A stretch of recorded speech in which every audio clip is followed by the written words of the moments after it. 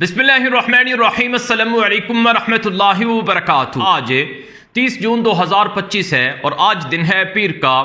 आज की ताज़ा तरीन बड़ी खबरों से इस व्लॉग का आगाज़ करेंगे। नाज़रीन किराम, दुनिया अमलन तीसरी आलमी जंग की तरफ बढ़ रही है और इस वक्त तेज़ी से तीसरी आलमी जंग की तैयारियां देखने को मिल रही हैं। यूरोप, नेटो, अमेरिका, रूस और यूक्रेन की जंग में उलझे हुए हैं और चीन दुनिया में अपनी सुपरमेसी के लिए अमेरिका और उनके इत्तेहादियों को पिछाड़ने के लिए अपने दोस्तों को ताकतवर बना रहा है। ईरान और इसराइल की जंग के बाद एक दूसरा राउंड ईरान पर हमले का इसराइल और अमेरिका तैयार किए बैठे हैं, लेकिन ईरान पर दूसरा हमला ये इसराइल के लिए, अमेरिका के लिए कितना भयानक साबित होगा, इसका अंदाजा शायद उन्हें भी नहीं है। अब ताज़ा तरीन जो दुनिया के अंदर नक्शा है, यानी जो आलमी सियासी मंजरनामा है या जो आलमी जो नया सिनेरियो है, वो कुछ यूं है कि एक तरफ अमेरिका है और नेटो, इसराइल और उनके इत्तेहादी हैं, और दूसरी तरफ चाइना है, ईरान है, रशिया है, यहाँ तक कि पाकिस्तान का नाम भी लिया जा रहा है और कुछ दीगर मुल्क भी हैं जो एक तरफ खड़े हुए हैं। मैं आपके सामने आज की कुछ बड़ी खबरें रखूंगा। आपको अंदाजा होगा कि दुनिया इस वक्त किस तरह से तेजी से तीसरी आलमी जंग की तरफ बढ़ रही है और आलमी जंग के आगाज से पहले किस तरह से सफ़ें बांधी जा रही हैं। सबसे बड़ी खबर सुनिए कि रूस ने एक और अमरीकी जंगी जहाज F-16 मार गिराया है। जी हां, ये चौथा जंगी जहाज है अमेरिका का जो रूस के हाथों तबाह हुआ है। बुनियादी तौर पर अमेरिका के F-16 जहाज यूक्रेन को दिए गए थे, जिनकी तादाद 20 है। 20 जहाज दिए गए थे यूक्रेन को कि वो रूस के खिलाफ कार्रवाइयों में इस्तेमाल हो, लेकिन रूस अब तक के पिछले 8 से 10 महीनों में ये चौथा जंगी जहाज है F-16 जिसे तबाह कर चुका है। रूस की तरफ से यूक्रेन पर अमेरिका और नेटो जैसे मुल्कों को पिछाड़ने के लिए एक और ताकतवर हमला हुआ है। रूस ने गुज़श्ता रोज़ तकरीबन 400 से ज़ायद ड्रोन तैयारों से यूक्रेन पर हमला कर दिया और दर्जनों मिसाइलों से यूक्रेन के शहरों को निशाना बनाया है। यह अब तक की तारीख का एक बड़ा हमला रूस की तरफ से यूक्रेन पर करार दिया गया था। यूक्रेन और रशिया की जंग 1200 दिनों से ज़ायद से चल रही है, यानी चौथा साल है इस जंग का। इस जंग में अमेरिका ने बिलियंस ऑफ डॉलर का असलाह दिया है। एक रिपोर्ट के मुताबिक 250-300 अरब डॉलर का खर्चा सिर्फ अमेरिका ने यूक्रेन की जंग पर किया है और नेटो और यूरोपियन ममालिक मुसलसल यूक्रेन को मदद दे रहे हैं, यानी बिलियंस ऑफ डॉलर रोजाना इस जंग पर खर्च हो रहे हैं। अब रशिया और यूक्रेन की जंग पहले से ज्यादा तेज हो चुकी है। ताज़ा तरीन खबर है कि रूस ने जो यूक्रेन के मजीद इलाके हैं, सोमी नामी जो उनका एक शहर है बड़ा, उस पर कब्जे करने के लिए हजारों फौजी भेज दिए हैं और यूक्रेन दावा कर रहा है कि रोजाना रूस के 4000 फौजी मर रहे हैं और फिर भी रूस यूक्रेन पर हमले के लिए मजीद फौजें ला रहा है। लेकिन नाज़रीन किराम, ये बात यहीं ख़त्म नहीं होती है। रूस अपनी ताकत और अपना दबदबा यूरोप के खिलाफ जाहिर कर चुका है और रूस की हिमायत न सिर्फ चाइना कर रहा है बल्कि रूस की हिमायत शुमाली कोरिया भी कर रहा है। मैं आपके सामने आज की खबर रखूंगा कि शुमाली कोरिया ने मजीद हज़ारों फौजी रशिया को देने का ऐलान किया है, जो रूस के साथ मिलकर यूक्रेनी फौजों और नेटो फौजों के खिलाफ लड़ेंगे। और इसके साथ साथ जो नेटो कंट्रीज हैं, यूरोपियन ममालिक हैं, वो यूक्रेन को असलाह दे रहे हैं। तो रशिया जो है वो जंग को बंद नहीं कर रहा है और यूक्रेन जो है वो पीछे हटने को तैयार नहीं है।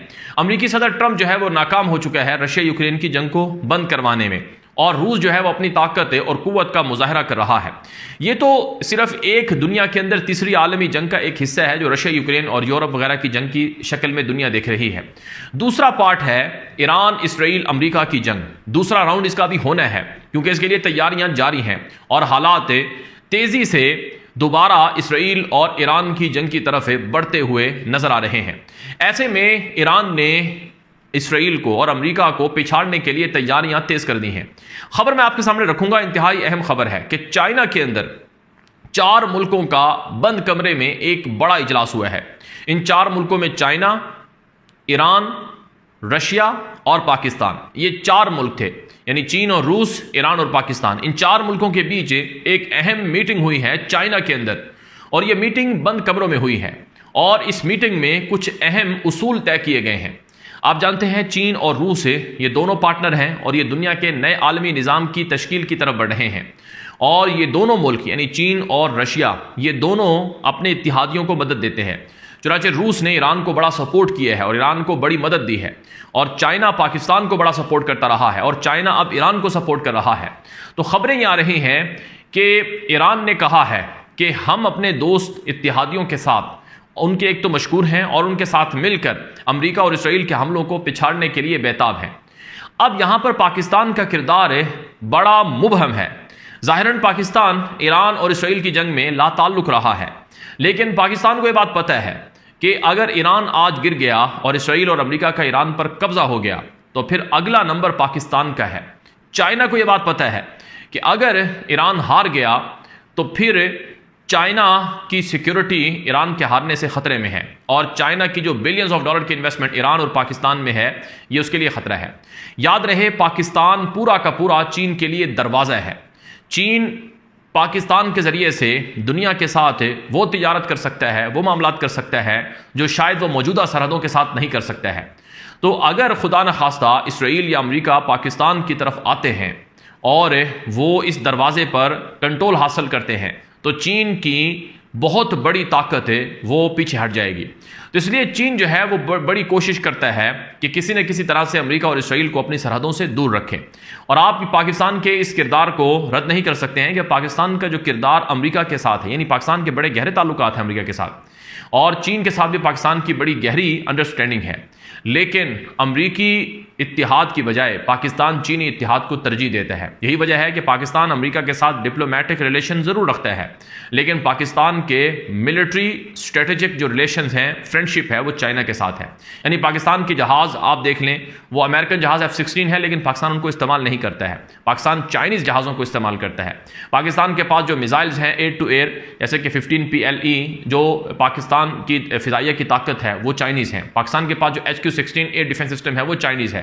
اور اب پاکستان چائنا کا JF-35 جو یعنی کہ جو چائنا کا F-35 جہاز جو امریکہ کا بنایا ہوا اس کے ٹکر کا جو جہاز ہے، وہ پاکستان ابھی آنے والے دنوں میں لینے جا رہا ہے۔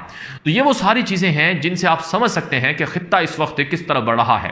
اور ایران کا جو مسئلہ ہے یہ پاکستان کے لیے بھی بڑا اہم ہے۔ پاکستان کا 1000 کلومیٹر سے زائد کا بارڈر ہے ایران کے ساتھ۔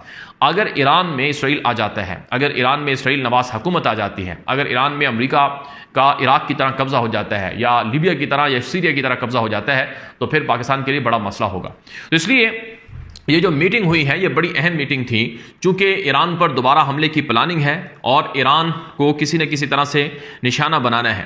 تو ان ساری چیزوں میں اس میٹنگ میں بڑی چیزیں، ہنگامی ملاقات میں کچھ اہم اصول اور جو معاملات ہیں وہ طے ہوئے ہیں۔ چائنا ایران کو سپورٹ کرے گا، پاکستان ایران کو سپورٹ کرے گا۔ چین کی جو ٹیکنالوجی ہے وہ پاکستان کو پہلے ہی دی جا چکی ہے، اور ایران جو ہے وہ پاکستان اور چین دونوں سے رابطہ کر کے اپنے آپ کو سٹرونگ کرنے کی کوشش کرے گا۔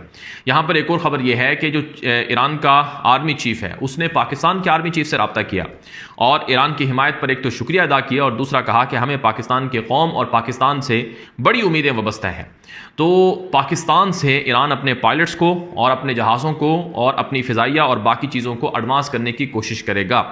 ایران کو ماضی کے تجربات سے بڑا سیکھنے کا موقع ملا ہے، کیونکہ ایران نے جو غلطیاں ماضی میں کی ہیں وہ غلطیاں ایران کو پچھلی 12 دنوں کی جنگ میں نقصان کا سبب بنی ہیں، اور ایران کو پتہ چل گیا کہ جن پر ہم اعتماد کرتے تھے، جن کو ہم اپنا دوست مانتے تھے، وہ تو دراصل غدار اور منافق نکلے ہیں۔ ایران کے اندر جاسوسوں کا ایک بڑا نیٹ ورک پکڑا گیا ہے، اور وہ جاسوس مختلف ملکوں سے تعلق رکھتے تھے، اور ان جاسوسوں کو پکڑ کر ان کو سزائیں دی جا رہی ہیں، ان کو سرعام پھانسیاں دی جا رہی ہیں۔ یہاں تک کہ ناظرین کرام، ایران کے اندر اسرائیل سے تعلق رکھنے والے یہودی بھی پکڑے گئے ہیں، غیر ملکی شہری پکڑے گئے ہیں۔ بہرحال جہاں پر روس اور چائنا سے اور پاکستان سے ایران مدد لے رہا ہے، وہیں ترکی بھی ایران کے بعد اپنے آپ کو خطرے میں محسوس کر رہا ہے۔ آج کی خبر ہے کہ ترکی نے تیز ترین میزائلوں کے تیاری کا عمل شروع کر دیا ہے۔ ترک صدر طیب اردوان کا بیان ہے کہ ہمیں ایک بہت بڑی نہ دکھنے والی، یعنی ظاہراً وہ نظر نہیں آ رہی ہے، لیکن ایک بہت بڑا خطرہ ہے، ایک بہت بڑی جنگ ہے جس کا ہمیں سامنا کرنا پڑ رہا ہے، اس لیے ہم اپنے ملک میں میزائلوں کی تیاری اور تجربے کو تیز کر رہے ہیں۔ اور ترکی کے صدر طیب اردوان نے ایران پر حملے کو ترکی کے لیے ابتدائی جو وارننگ ہے وہ قرار دیا۔ ترک صدر طیب اردوان نے کہا کہ جب آج ایران پر حملہ ہو گیا ہے تو پھر اگلا نمبر ترکی کا ہے، اور اسرائیل کے اندر ویسے ہی کئی لوگ یہ کہہ چکے ہیں کہ ایران کے بعد اگلا نمبر ترکی کا ہوگا، یعنی ایران میں حکومت کو بدلنا، ایران کے اوپر دوبارہ حملہ کر کے وہاں اپنی بالادستی اپنے ہم نواز لوگوں کو قائم کر دینا، کھڑا کر دینا، یہ تو ایک ہدف ہے ہی اسرائیل اور امریکہ کا، لیکن پھر یہ ان کی یہ ہدف رکے گا نہیں، یہ آگے بڑھے گا، اور اگلے ہدف میں وہ پاکستان اور ترکی کو دیکھ رہے ہیں۔ اب ترکی کے حوالے سے ذرا آپ سمجھ لیں کہ ترکی بہترین دفاعی ٹیکنالوجی کا حامل ملک ہے، ترکی میں جنگی جہاز، ڈرون، طیارے تیار ہوتے ہیں، ترکی میزائل بھی خود تیار کرتا ہے، لیکن بہت سی چیزوں میں ترکی بہت پیچھے ہے، تو ایسے میں ترکی رشیا سے مدد لیتا ہے اور ترکی پاکستان جیسے ملک سے مدد لیتا ہے۔ اگر آپ پاکستان اور ترکی کے ریلیشنز کو دیکھیں تو یہ پچھلے 5 سے 10 سالوں میں بڑے گہرے سٹرونگ ہوئے ہیں۔ پاکستان اپنی فضائی اور جنگی ٹیکنالوجی ترکی کے ساتھ شیئر کرتا ہے، اور پاکستان نے قآن نامی جو ترکی کا پروجیکٹ ہے ڈرون طیاروں کا، اس میں پاکستان نے بڑا کنٹریبیوٹ کیا ہے، یعنی پاکستان کا اس میں بڑا حصہ ہے، اور پاکستان کی جو نیوی ہے، پاکستان کی جو بحریہ ہے، اس کو سٹرونگ کرنے میں ترکی کا بڑا کردار ہے، اور پھر پاکستان مختلف طرح کے تجربات بھی ترکی کے ساتھ شیئر کرتا رہتا ہے، اور ترکی پاکستان کی ریسنٹلی مدد بھی کر چکا ہے ڈرون طیاروں کے ذریعے سے اور آرٹیفیشل انٹیلیجنس ٹیکنالوجی کے ذریعے سے۔ تو ترکی بھی سمجھتا ہے کہ تیسری عالمی جنگ ہمارے دروازے پر کھڑی ہوئی ہے، اور ترکی کو یہ بات پتہ ہے کہ اسرائیل جو ہے وہ صرف ایران تک محدود نہیں رہے گا، بلکہ وہ ایک کے بعد ایک تک جائے گا۔ اب ہونا تو یہ چاہیے کہ مشرق وسطیٰ کے ممالک اکٹھے ہو جائیں، متحد ہو جائیں، ایک ہو جائیں، لیکن مسلمان ملکوں کے جو حکمران ہیں ان میں سے کچھ غدار ہیں، ان میں سے کچھ باغی ہیں، ان میں سے کچھ منافق ہیں، اور ان میں سے کچھ ایسے ہیں جو عہدے اور اقتدار کے لیے لالچ میں ڈوبے ہوئے ہیں، تو وہ متحد نہیں ہوتے ہیں۔ ظاہراً وہ ہنستے ہیں، مسکراتے ہیں، بیٹھتے ہیں، لیکن اندر سے وہ اسرائیل کی غلامی کے لیے تیار بھی ہیں، اور وہ اسرائیل کو قبول بھی کر چکے ہیں، جس کی وجہ سے اسرائیل کو شہ ملتی ہے، طاقت ملتی ہے کہ وہ آگے بڑھے۔